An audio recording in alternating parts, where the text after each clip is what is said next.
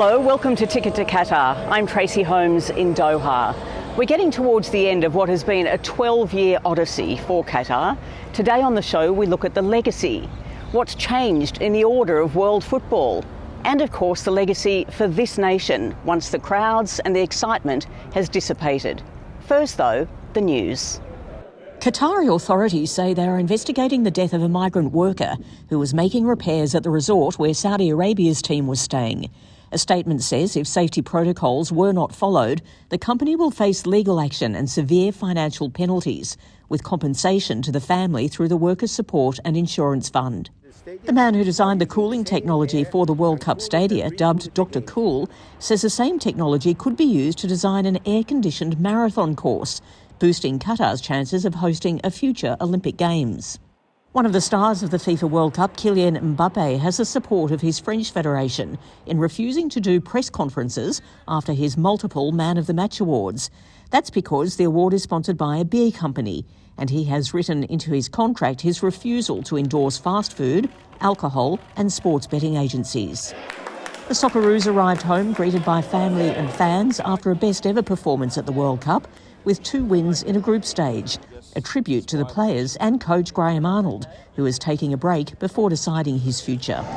And Morocco continues to thrill, not just for the 40,000 Moroccan fans in town, but for the entire African continent, along with support from the Islamic world, making it feel like a home World Cup for the Atlas Lions. Do you feel like this is a home World Cup? You know, you're right. By the end of this weekend, we'll know the final 4 nations in this World Cup. But let's rewind, because the final 16 have told us something about the shift that's taking place in global football. Eleni Soltis reports. You just have to look at the Argentinian fans singing and dancing through the streets of Doha to know they mean business. Their current poster boy might be Lionel Messi, but up there in the sky, plastered on banners and flags, is Maradona's face, like a religious icon worshipped by the masses. For Argentina, football is a religion, and they are the chosen people. And what better way to depict this self-belief than Maradona's cheeky hand of God moment in the 1986 World Cup? Even the current Pope is an Argentinian football tragic. And they have every right to believe in themselves. After all, only a European or South American side has ever won the World Cup. But with football powerhouse nations like Belgium, Germany and Denmark failing to go beyond the group stage in Qatar, the world football order is now in question. The first big upset was Argentina's 2-1 loss to Saudi Arabia in the group stage. Even Brazil had a rude shock in its final group match, losing 1-0 to Cameroon. This is the first time the Seleção has lost to an African nation. Over the course of any single World Cup, African nations collectively have only managed to secure 4 victories, but in Qatar, they very quickly exceeded that. Much has also been said about the record number of Asian teams making it to the final 16.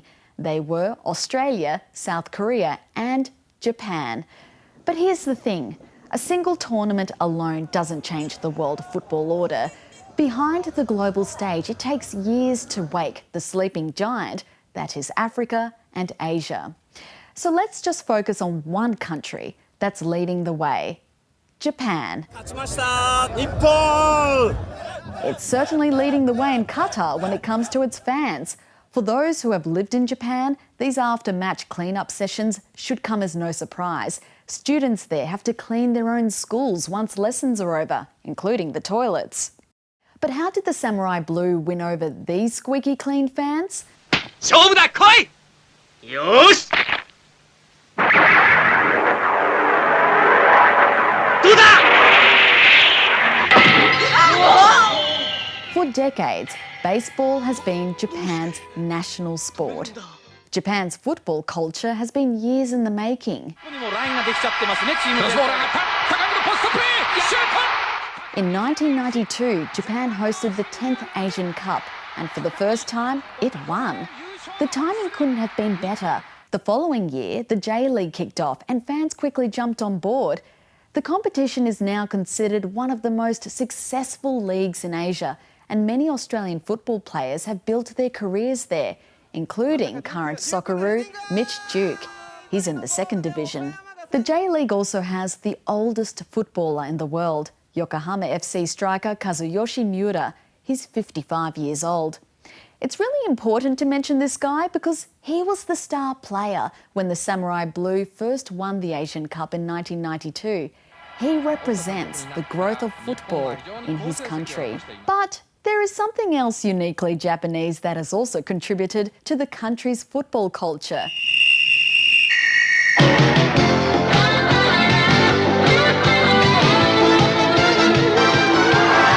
Captain Tsubasa was a popular manga and anime series created in the early 80s.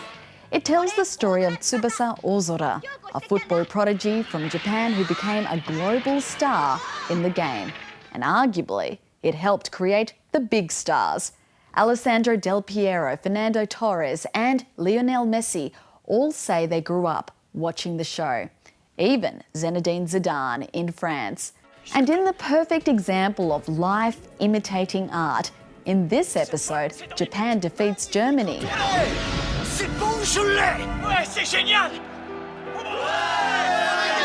Japan hasn't yet managed to reach the quarterfinals of a World Cup, and on Wednesday they bowed out after losing in a penalty shootout to Croatia. Even after this heartbreaking match, the fans stayed and cleaned up. And that is the secret of Japan's growing success in the world game. Football is now a national sport, thanks to these fans. In 2005, the Japan Football Association pledged to win the World Cup in 2050. Who's to say they can't? The World Football Order has already changed.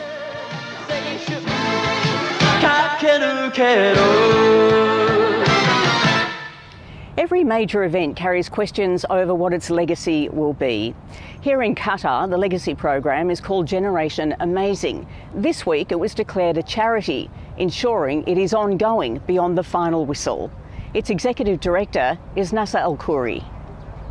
Let's talk about Generation Amazing, how it came about and what the actual aim is. What are you trying to create beyond the 2022 FIFA World Cup?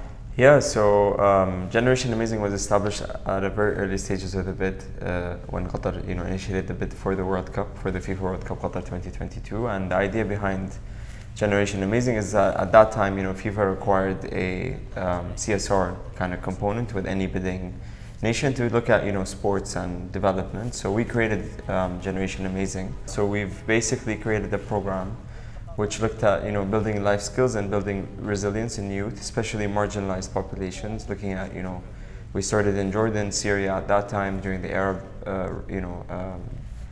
Arab Spring. There was a lot of changes in terms of refugees. There was a flux of refugees in the region, and we started our first program, which looked at Palestinian refugees in Lebanon, in northern Lebanon. And we built a community safe space for them where we provided access to a football pitch, but also worked with NGOs on the ground, including Right to Play at that time, to look at how youth can be engaged in sports, but also through sports we promote life skills and values of inclusion and values of that we all believe in. So that was kind of the beginning, and over the last 12 years we've built over 45 pitches in 31 countries. And today we are officially a foundation. We've announced the Generation Amazing Foundation at our youth festival that took place a few days ago. And the idea is that we continue this legacy beyond Qatar 2022 to other mega sporting events as well, to look at the role of sports in terms of transforming disadvantaged and marginalized populations.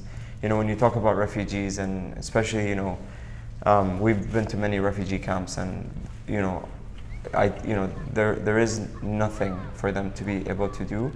If it's not school, they have to work in the refugee camp, and then they can play sports. So we provide access to football pitches and give them sort of that opportunity where they can engage in sports, be physically active, but also learn key life skills like teamwork, leadership, and inclusions. In Pakistan and India, a lot of the work that we do focuses on gender equality. So basically through sports and through the pitch, you know, the coaches enforce the values of gender equality, that you know there's different drills that we have and a curriculum that addresses this issue specifically. And we've been able to kind of create more inclusive societies in all these communities, and not just in some of the countries that I mentioned, but also we do a lot of programming and work here in Qatar. As a legacy to the World Cup, we have a partnership with the Ministry of Education, and we've trained over 1,500 physical education teachers here in Qatar. We've expanded that program recently to the region. We're now in Oman and Kuwait and Jordan as well.